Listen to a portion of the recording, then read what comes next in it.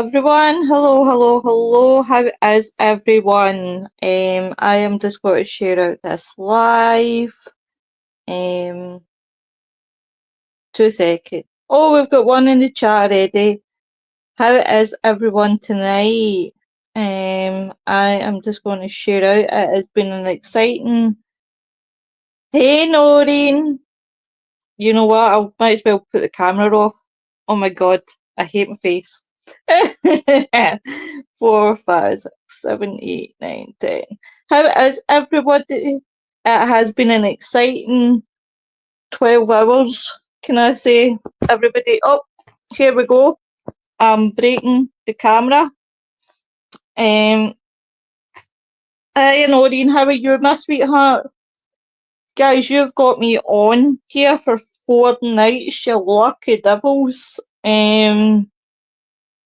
Where do I even start to tell you about what's been happening? Obviously, everybody knows me and Nick Millay have opened a network. We are looking for podcasters to come and join us. It could be anything, like any sort of podcast, whether you're a gamer, whether you are paranormal, ufology. If you are definitely interested, please reach out to either myself or Nick Millay. Hey Alex, hey Noreen, I'm good, love. Hope you're good too. Yeah, it's been so exciting, Noreen. Like the last 12 hours has been phenomenal. So it's been really, really good. Um, Definitely, guys. So I'm just sharing out just now. So as I said, so me and Nick have got the U network up and running. Unfortunately, guys, we can't stream for 59 days. Because due to StreamYard and Facebook having an issue where you have to basically have so many followers, be on so many days. It's a bit of a pain in the bum, to be honest. But fear not, because I still will be uploading my lives to the network regardless of Facebook and what it says. So tonight, guys, I thought, why not talk about when stalking becomes murder? Now, I have watched a film that kind of gave me inspiration, and it was a film called Creep. Now, you've got Creep 1, Creep 2, and the Creep tapes. Now, it's basically a film about a gentleman who plays a really, really mad stalker. And what he does is he lures people in to do all sorts of things, like to video them. Like the first one is where he lures someone in to videoing them because he tells the guy who is making the film that he's got cancer, and he'll pay him £1,000. He'll pay him £1,000 $1,000 if he does a bit of filming. Sorry guys, this keeps falling down on me. So basically what he does is lures them in. So he acts dead weird, and he's the only way to describe him is some of the lies that he comes away with. Because what he tells this gentleman is that he's terminal cancer, he's married, that his wife is expecting. Now his wife turns out to be his sister. Um, and it kind of got me thinking about when stalkers become murderers and when they do take it too far. Now, I loved the first Creep and the second Creep, because you see him from two aspects. You see him from the aspect that he's just this man who pays who pays obviously someone to come and video him. And the second one, now he's openly told this woman that he is a serial killer. And because she wants to break through with her podcast, well, I say podcast, where blog, she agrees to take the case.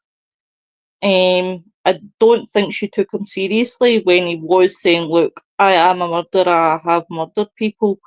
And she's like, "Da da da da da. I'll still do it," sort of thing. Um, and then I was dead happy when I seen on Shudder that they brought out a series. Now they brought out the first series. Now, if you're interested in it, it's called The Creep Tapes. Now it's about a 6 episode. It looks at different individuals. That obviously this guy has stalked and murdered, and it just shows you how it's easily done, guys. Now we never know when people are out there advertising for such things what we are walking into. We just assume, we take at face value, and I suppose as paranormal investigators, we also do the same. When people call us to their houses to investigate, we have to take them at face value. And you never really know what's going through someone's mind when they are in that sort of mind frame of stalking. Now, I've never had a stalker, never want one. Definitely not. But I've heard loads of stories about stalkers, and the way it's went. You just have to look at famous people, obviously. I'll quickly go into the comments. Hi Eileen, hi Nicola, hi Robert, hi gang, I'm a creep. Oh, I thought you were a stalker. I just didn't want to say nothing. Hi Irene. Nori says, "Oh, I had a stalker when I was younger. Really creeped me out." Oh, Noreen. How did you get rid of them? Hey William. Greetings creepers, whatever that is, lol. Noreen says, "They are so clever at pulling the wool over people's eyes and getting information." This is the thing. They are so clever. They are so clever. It's easy for these guys to act like they could be empty. And the problem is, again, folks, is coming at face value. So you are believing this person says they are who they are. And then you find out later down the line when they've murdered someone that, oh my God, I've had a close call with this person. I've came in contact with this person, and I do feel generally sorry for the ones that do give out the information that generally don't know that this person is pulling the wool over the people's eyes, and they are taking them at face value because these people are crazy enough to go and get IDs such as doctors, nurses, they're crazy enough to even go and get pictures copied and things like that, or transforming into people. Irene says, "I feel his energy and he's at peace with himself. I had no idea my stalker had been following me for months." Oh, Noreen, that must have been terrible for you. Um, you might not know that at all that your stalker's following you for months. This is just the thing. You just never know. People take life for granted and really don't understand how precious life is. Irene, I have to agree. Live every day as it's like no tomorrow. Hiya, Mary love. How are you doing? Tomorrow night, guys, I will be on with Mary for our monthly podcast. You are seeing me for 4 nights on the podcasting. Honestly, that gobshite. Eileen said, "I had a stalker. Police woman had to stay for me for a while." Oh, and I know this will bring out a lot of memories for you guys that has had stalkers. Hi, Sarah Louise. Robert says, "When I was at school, teachers said I was stupid, so can't be a stalker. You've got to be clever." Well, not necessarily, Robert. Not necessarily. But yeah, when it comes to stalkers, it is a dangerous one. There's ones that obviously, like, when we look at, the 1985 serial killer, Richard Ramirez, he was a Night Stalker. He set off a killing spree that at least left 14 people dead. The killer, who's notorious, who everybody knows, he broke into people's homes, he killed them in their beds, he kept everybody in the Los Angeles area paralysed with fear for months. And obviously, Richard Ramirez was a rapist. He definitely was prime example of a stalker. And he did have a big fan who, looking back, that when she saw his eyes, she said that there was something that got her attention about Richard Ramirez, and she became obsessed with him. She attended his trial. She wrote him letters. She totally won him over with the fact that she was still a virgin. That's what won them over. They actually got engaged in 1988, and they actually met in 1996, the year they got married for the first time face to face after writing letters for so long to Richard Ramirez. I mean, even celebrities have had stalkers. Let's face it. The creep crept into the crypt. Oh, I'm no reading that, William. He managed to get my home address from someone on my village. That really pushed me over the edge. I freaked out and told this person what had gone on, and he and others worked with him. They gave him a warning, but I was paranoid for a very long time. I can imagine that you would have been paranoid, Noreen, and I'm sure Eileen, you would have been the same. When you had the stalker, you both would have been paranoid, the wondering of where are they going to show up from. And again, Noreen is prime example of how easy it is to get your home address from someone. Now, that someone could think that the person asking for the address is friends, family, somebody who might want to buy something. It's just so easy. I don't think the paranoia would ever go away, Noreen. Not at all. I can imagine how jumpy you are. Alex says, I thought sometimes we had a case in particular where we went to meet a guy that would take us up the farmhouse, but he made in a black dirty Jeep and drove us up a dark ruined roads. And I remember saying to the group at the time, this is where he stops, pulls out a shotgun and wastes us. Some of us do have this sense of humour, Alex, of, again, we don't know these people. So when people are inviting us for paranormal investigations, wanting us to do investigations, it could be like the creep scenario in the film. It could be the fact they might sound normal when they're talking to you. And then the next time you go there and they've got you held at gunpoint, they're trying to keep you.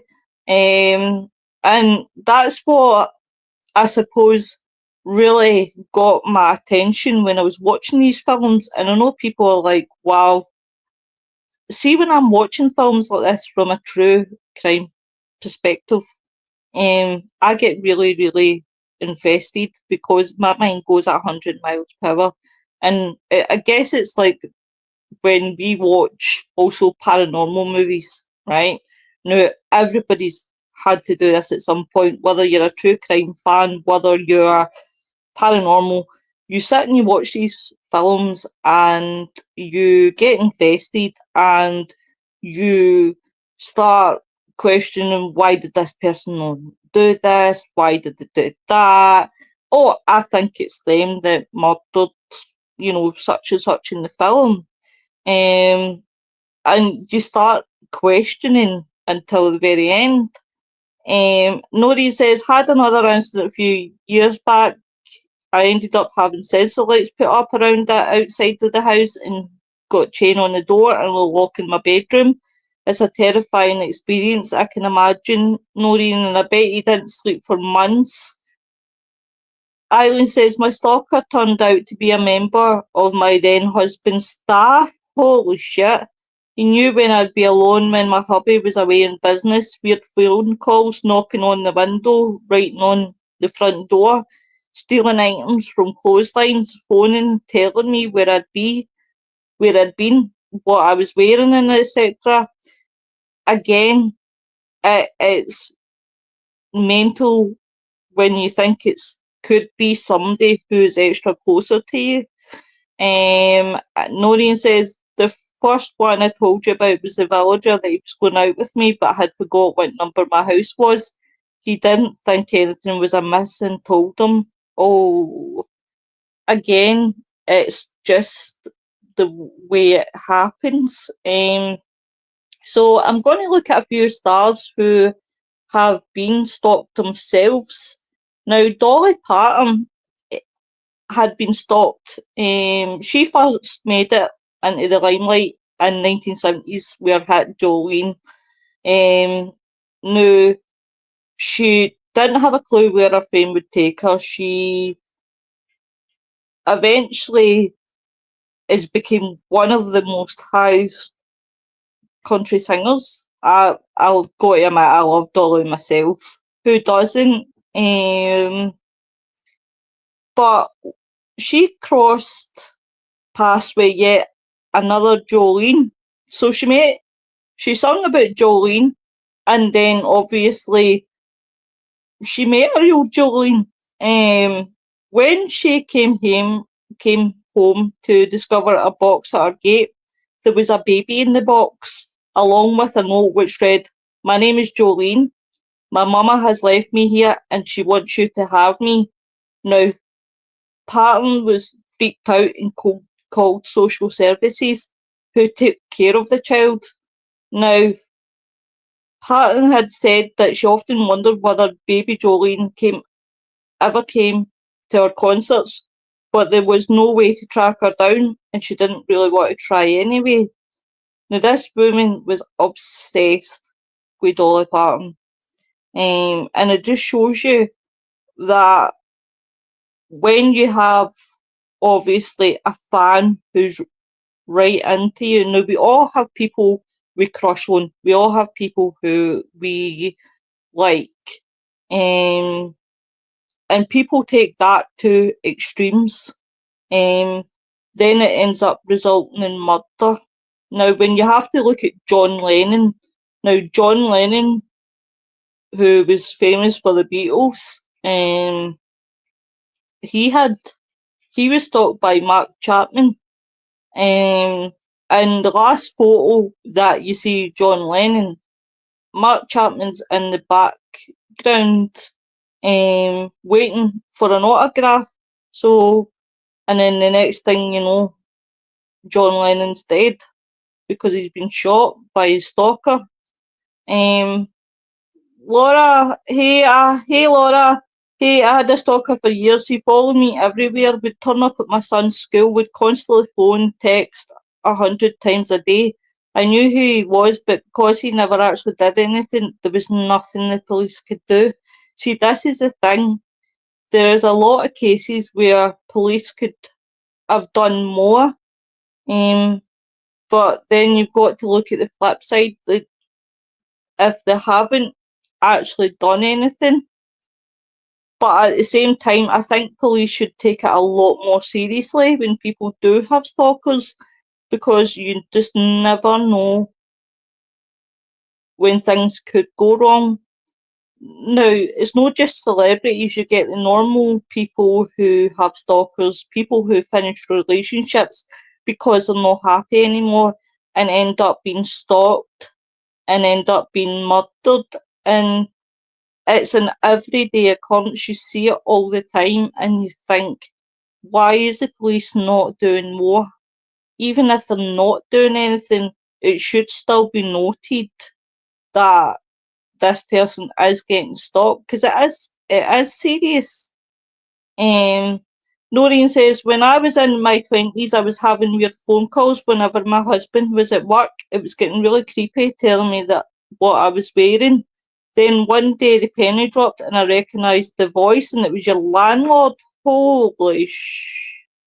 You just never know, people, Noreen. This is the problem. I mean, I'm not saying I'm a stalker, guys, right? But, right, I could look normal to you guys. And I could, I would love to actually see how many come in and say I stalk them. I look pretty normal, so you don't know what's going through my head. I could become obsessed with, um, Nick. I'll throw Nick out there, right? Nick's not here to defend himself, but secretly I could be obsessed with Nick. You guys don't know. And you just, that is the problem. You just don't know what is going through somebody's mind. But look at the times that we've looked at people, and I don't know if you guys have ever had this, where you look at somebody and you just think, there's just something not quite right here. I don't feel safe. And then you read stories about them down the line of what's happened. It's scary to think any one of my stalkers could have taken it. It is scary, Noreen. It is really, really scary. Nicola had one, he sent flowers to you. Oh, God. Laura says, trying to live your normal life with children with that kind of fear is horrendous. It will be. Eileen says, I had another creepy person who used to come to my office and just sit in the public area looking at me for hours, followed me around town during lunch break into the bus stop at night. Nothing police could do as it was public government. Again, Eileen, there should be a lot more that they could do. Nori says one of the stalkers were actually a stalker of my daughter. She had put something on her phone and was tracking her every move and was even able to track her banking and read her messages, everything. He even installed something in her home and was listening to conversations. Here's the thing though, guys, though, these people are right. See when it comes to tech, and Alex can back me up here 100%. I am the most tech illiterate person you've ever met in your life. I am literally so terrified of touching tech that because I've got big man hands and I can be a wee bit clumsy, but I wouldn't know like how to do half of what these people do, as Noreen prime example says, able to track her banking, read her messages, you know, I wouldn't even know where to start. But someone who is, and the thing about it, guys, is you can get books. Now, I brought this up a wee while ago about some of the books that are coming out these days about, dark psychology. Now, on Amazon, there is books getting sold that can tell you about dark psychology, how to manipulate somebody, and it just takes people to study psychology, people to read these books, and boom, that's it. They are up to everything. Noneen says, when my daughter found out and removed what he put on the phone, he started stalking my home. Oh, Noreen. Nods. I believe me. Hey, Joanne. But it just shows you guys, even when you look at Olivia Newton-John, had more than one stalker during the 1980s. But the most dedicated was a gentleman called Ralph Newell. Newell's obsession with Newton-John actually started after a paid pen pal named Cindy broke his heart. And when he wandered through a desert, he experienced a vision, telling him that Olivia Newton-John actually loved him and needed him.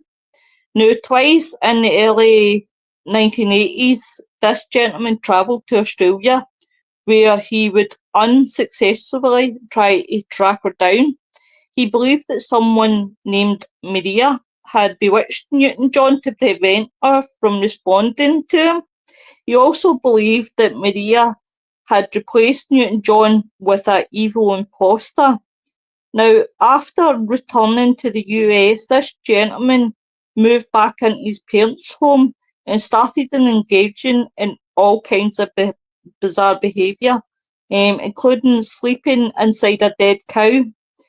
Eventually, this gentleman suffered a delusion that his stepbrother had turned into an animal, so this gentleman killed him with an axe.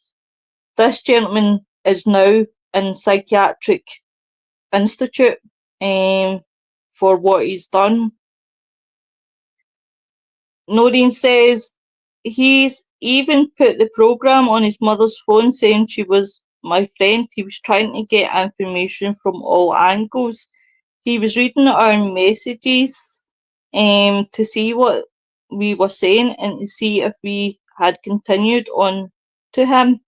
It got so bad we had to leave phones in the house and go outside to have a conversation because we were all that paranoid. No wonder if someone is constantly hounding you and is looking through your phone and reading your messages. I know the blonde advert in ABBA had a serious problem with a stalker. Yeah, do you know what? I can remember that one as well. She really did. She actually, after ABBA, she became a hermit, believe it or not, folks. I watched a documentary talking about ABBA, and yep, and she became a hermit. I was about to say she became a stalker. That's not true, folks. That's because we're talking about stalkers. That's why I'm kind of like, yeah. Um, but yeah, she seriously became a hermit. I think the fame was too much for that woman. Alex says, if you study psychology, you can reverse the teachings to suit manipulation. Most actors are great manipulators because they need you to believe the role they are in. Not saying they are bad people, just that it could be possible. No, I totally agree with you, Alex. You know, there is, because there is a lot of roles that these guys need to play. Even women need to play these roles. And the problem that you do find, and I don't know if you'll agree with me or not, Alex, is that people take their roles too seriously and then they start to become those people.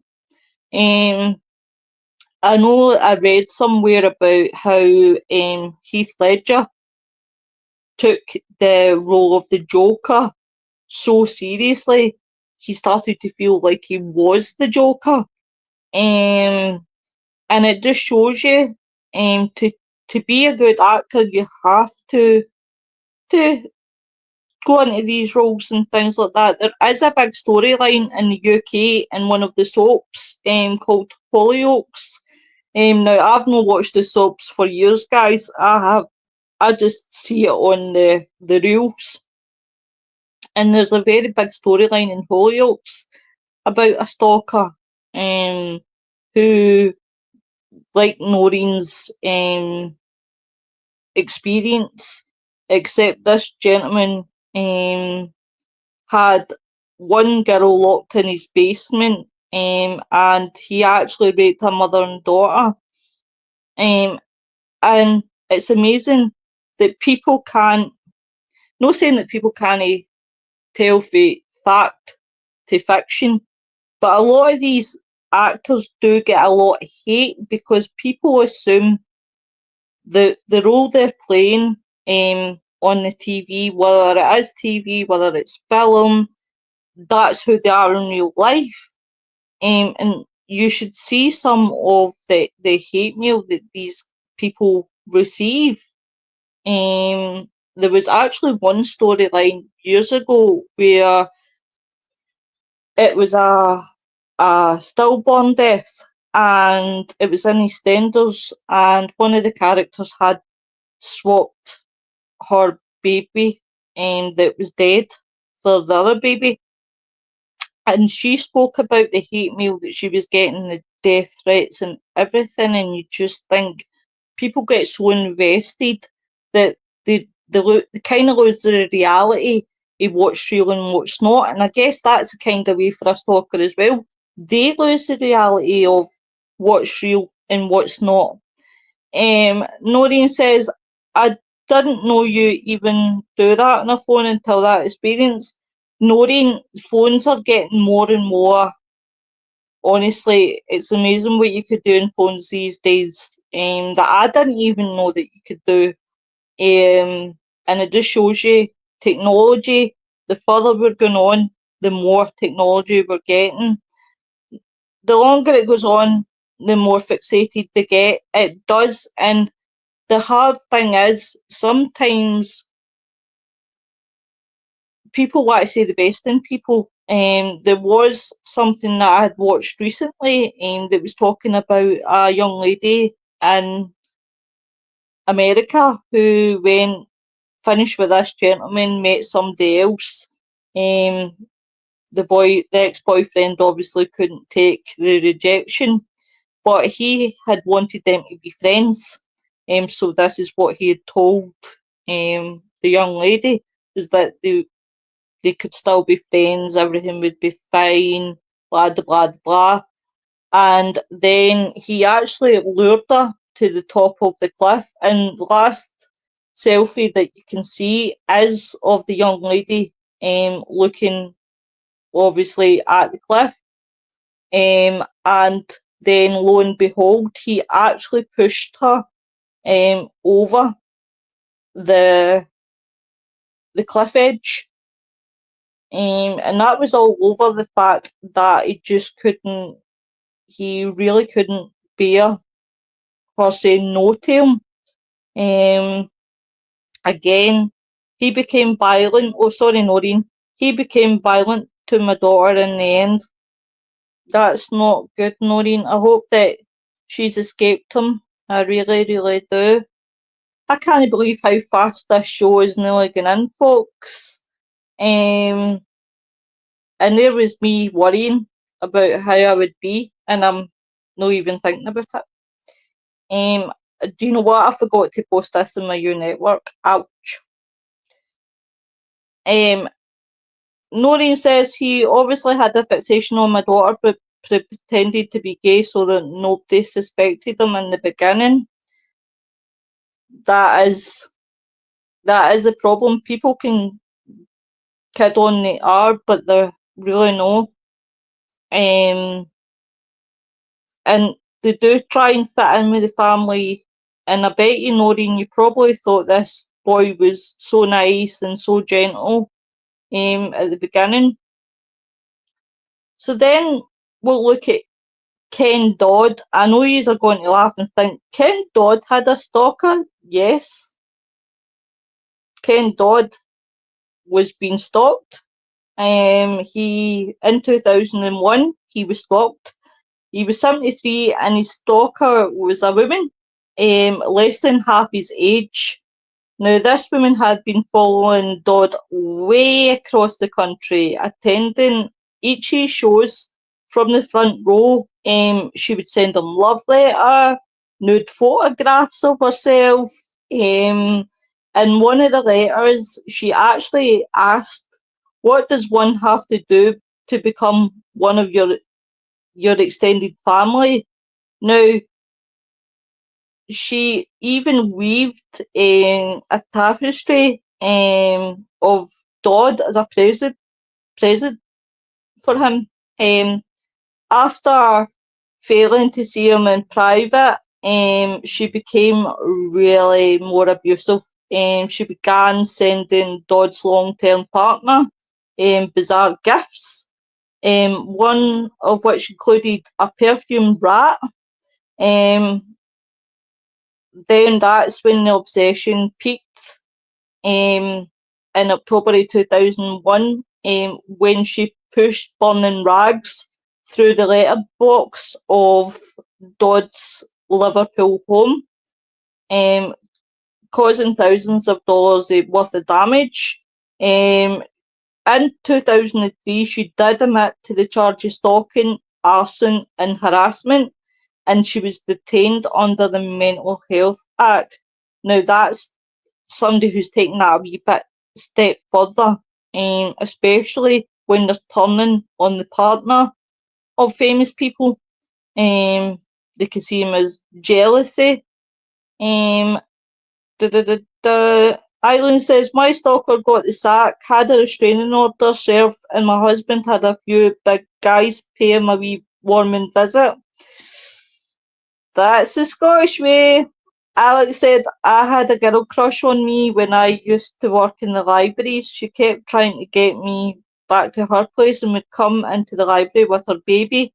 One day she visited the library without the child, and again the next time, etc. I asked her where the baby was today, and she said that he didn't need to come. Then one day I stopped seeing her come in, wondered if she'd moved or something. The sad reality was that she had murdered her child and left it rotting in, oh my god, in the cot when she was. I can't see the rest of that. Alex, what to do is see if you copy and paste it and PM it to me. I can read the rest of it. It's just because StreamYard does not let you. It's really, really bizarre. It doesn't let you comment long messages, which is really nuts. I would really love to hear the rest of that story. Noreen says it does become terrifying, especially if you live alone, and that's where the target see is when they know you're vulnerable and you live alone and there's no one going to be there. That's when they do target. Noreen says, I know I saw him peeking through my windows. It's the worst feeling ever. Noreen, you've been through so much, my darling. You really, really have, and you don't even deserve it.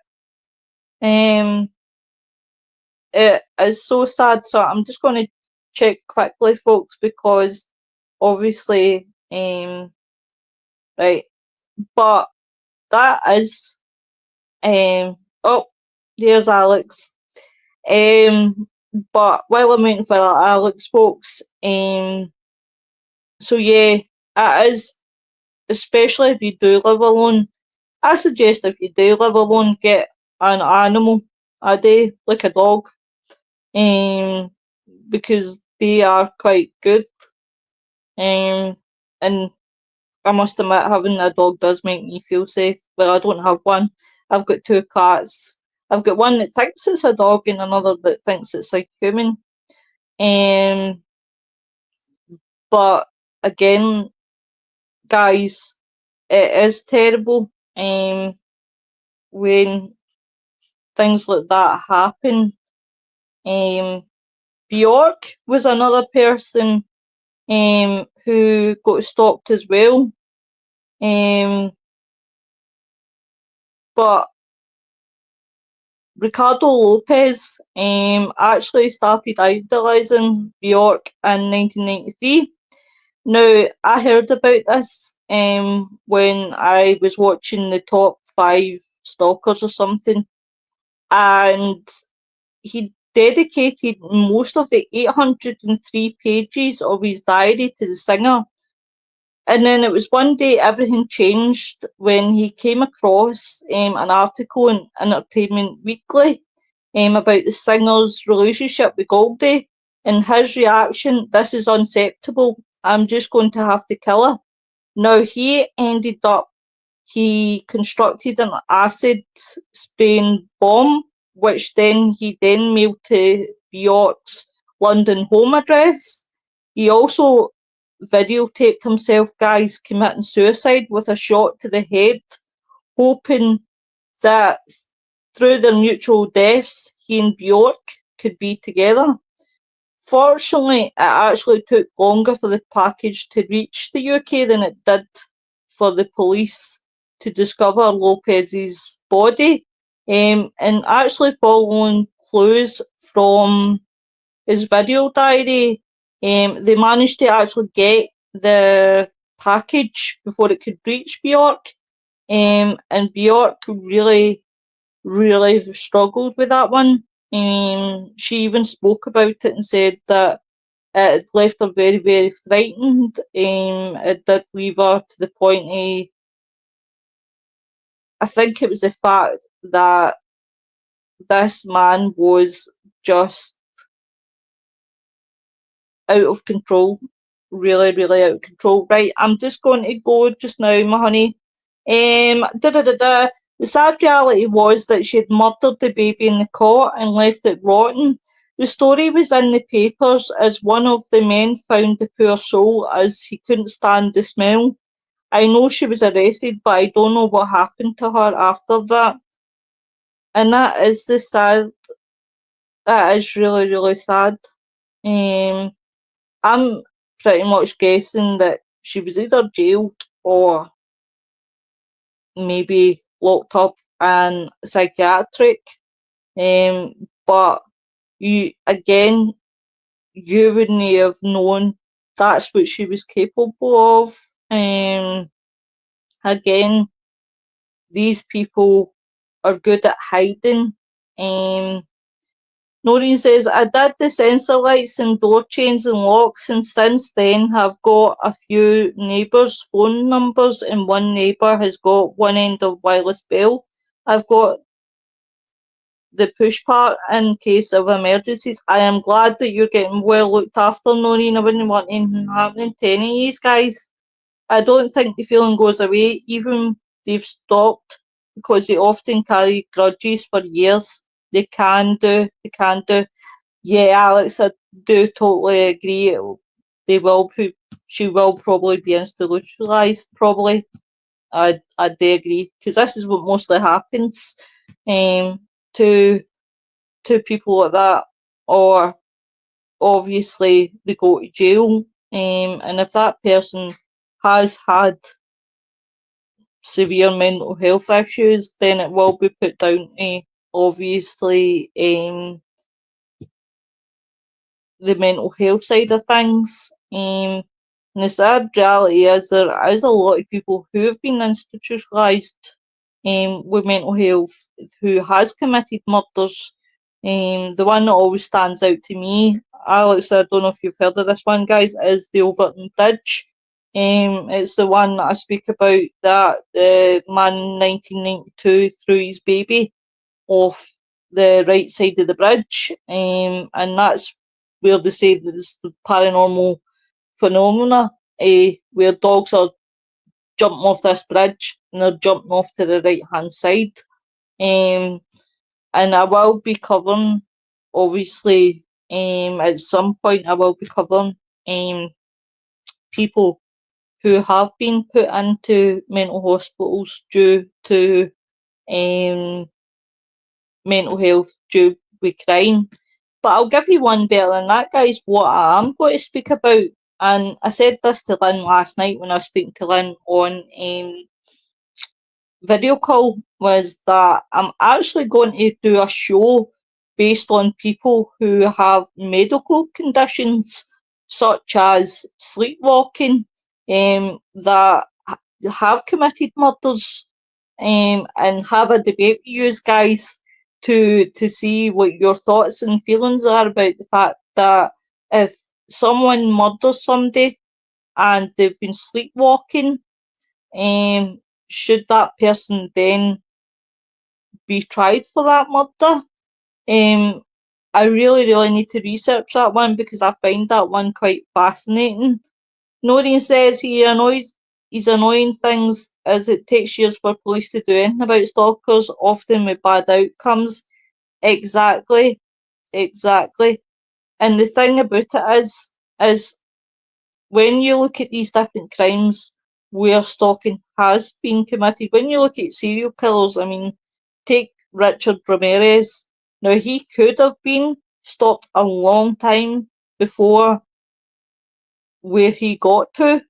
But again, it's police failings, it's police not taking things seriously. And in the Creep film, the first one, this gentleman does go to the police and he does phone them, but they don't take it seriously. Um, and he keeps phoning them, but he just doesn't. Panic buttons are another thing. I had a panic button installed that triggered alarming floodlights around house as he was coming to the house through the night. Had phone calls intercepted by the police for a while. WCP had stayed with me while hubby was away in business. That must have been pretty scary for you, Eileen. Um, Noreen says, my granddaughter had a stalker who threatened her and her baby's lives. He had an injunction out but broke it 5 times and still wasn't put away. Problem is, you get an injunction on these people and it doesn't do anything to them. You know, the police can visit them and say, you know, can you leave this person alone? And somehow they've got it in their head, I just can't leave this person alone, or they feel like they've got an entitlement. Like, I'll do what I want, this person doesn't want your help, blah blah blah. And they keep doing it. And they keep doing it. And they'll do it and they'll do it and do it. And again,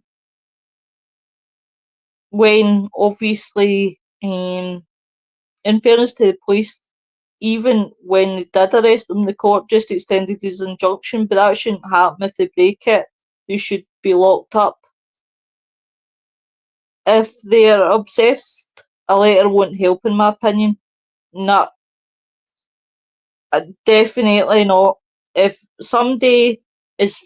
Alex, can I use you as an example? Alex is like, eek! I just want to use you as an example of something, but I'm your stalker. Just in case you think you're stalking me, I'm stalking you, right? Um, and the more he got away with it, the bolder he got because he felt invincible. And this is what happens. Oh, thank you, you're a darling. It's because I'm all by myself, so I need somebody to use. Right, so here's prime example. I meet Alex on an event, right? I meet Alex on an event and I become obsessed with him. I keep looking for him, and I happen to follow him home, just to discover he stays no far from me. So I end up stalking him every day, but Alex is unaware, right? And I just happen to be in the same place, same shop, same this, same that. Then it dawns on Alex, this is becoming a bit much now because I keep seeing this person and I'm hanging about his house. Just bought the house next door to him. And I start to get more and more obsessed. I want Alex, you know, I will get him. She thinks I'm unaware. This is no real life. Come on. So then, so then obviously it gets out of hand. Then the police say, Mr. Dorrans has gave you an injunction, you stay back. That would do nothing because in my head, if I was in that mind frame, I would be thinking, oh my god, he doesn't mean this. And then I start stalking him even worse. And you can see, folks, how it can get into one big snowball. It is a lot more common than people realise. You've just taken that thought out my head, Noreen. It is a lot more than people realise. Injunction is a bit of paper, visit from a few heft. Exactly. I tend to agree, Eileen, but I've got to kind of stay neutral. I can't advise you all to go and get heavies. Alex, to get myself a stab vest. Not quite, lovey, not quite. But it is one of these things that you have to be aware of, folks, is that there is people out there that are just mind blown. But honestly, when it comes to stalking and people, I have this thing just now, right, that people, when it happens to a woman sort of thing, people are dead supportive. When it happens to a man, they laugh sort of thing. And I don't think that's really fair. I think if it happens, whether it's a man or whether it's a woman, still doesn't make it right what that person is doing, sort of thing. Um, but that is another discussion we will have soon. Yep, social media is making it. Yep, social media is the bane of society. Though I can't really say that because half the people that I've met, I wouldn't have met if I didn't have social media. But social media is getting so bad because the problem is now is people can make profiles and they can make emails and they can make up to whatever they want profiles. So in a way, social media does make it worse because you can see everything, and this is why I always tell people to lock up their profiles. If you want to remain private and you don't want people to see your information or see what you're up to, lock up your profile. And a lot of people do, but then people will put in people's second names, areas, and it's quite easy to track people through too much personal information online. It's so amazing when I open up Facebook every morning and what I see and what I can see, and I think to myself, and here's what the problem is. I'm totally sympathetic against anyone, but there's a few posts that I've seen recently that I think to myself, yeah, I wouldn't be putting that sort of information online. And it gives me the fear because I think to myself, you're putting all this information on.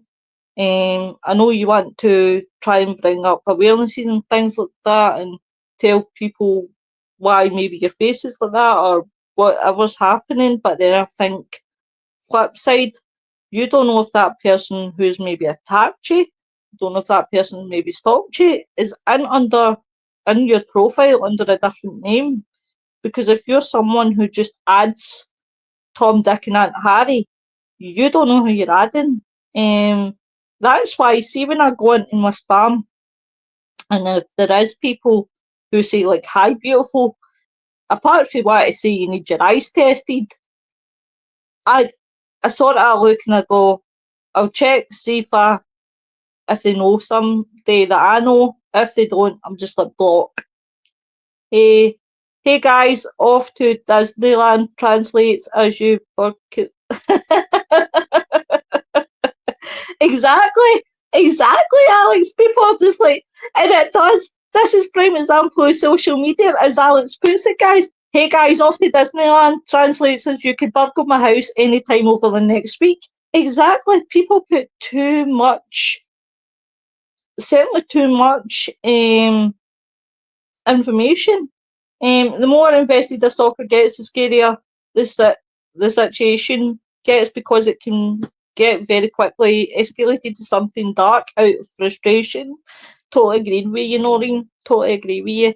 And that is the problem. People put even their dinner. Well, actually, to be fair, I've not seen them to put their dinner on for a long time.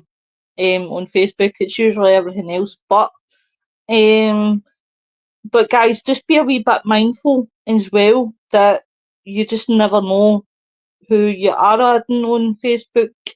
So, guys, this week on Thursday, on the Mystical Carousel show, I will have Rachel Hughes on. She's a lovely, lovely lady. I will have her and her team on. On Friday, I have May from Secret Island Tour, guys. Now, if you are ever looking to do a tour and you are looking for somewhere to go, look at Secret Island Tours, guys, because for what they offer, for what you get is amazing money. So definitely check them out, guys. On Monday, I will on Gruesome Tours. tours. Tales on Grissom Tales, folks. I will be starting that on Monday morning. It will be a pre-record. Sometimes Tuesday night will be a pre-record. Sometimes it will be a live. But Monday will be a pre-record, guys. Always. So check that out. Where I'm keeping in the lines on a Tuesday night, I'm going outside the lines on a Monday morning. It's just because of YouTube algorithms that I've got to watch what I'm saying. So obviously, bye love, thank you for coming in. But thank you very much, guys. Can I say the first night has been amazing? It has really, really been amazing. So yeah, guys, please check that out. Please, guys, again, give us a like at NNW Multiverse Network. Me and Nick have opened up our very own network. Now, guys, I just want to point out we are not leaving Things Network. We both love our job there. We absolutely love our job there. Me and Nick have both had a dream of wanting our own network, and it makes mere sense that two brains combined into one. And we are just so over the moon about it, guys, that honestly I'm like, yee! Hey Holly, how you doing, my love? How's things been? Yeah, Robert says, yeah, who wants to see what you're eating? Oh, Robert, the amount of times I've seen it. Eileen says it's a hazard if you are anywhere in public arena. I have zillions of weird DMs from all over. That is the weird thing, the bad thing. You do get weird DMs.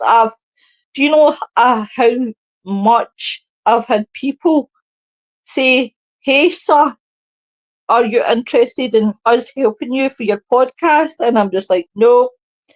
Nori says it amazes me the amount of people that put their holiday plans on Facebook. I know 60 days till I go to Ibiza and things like that. It's nuts.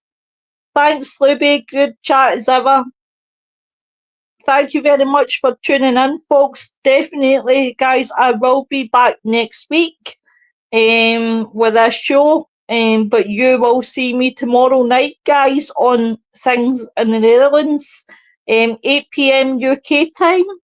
I think we are talking EVPs. We are talking tomorrow night, so I'm really looking forward to that one. So by the time that Friday comes, folks, I might not have a voice. I might need to sign language what I'm trying to say. But yeah, guys. But definitely stay safe, everyone, and behave yourselves. And have a good week, folks. I'll see you tomorrow night. Bye, everyone. Bye. Bye. Bye. Bye. Bye. Bye.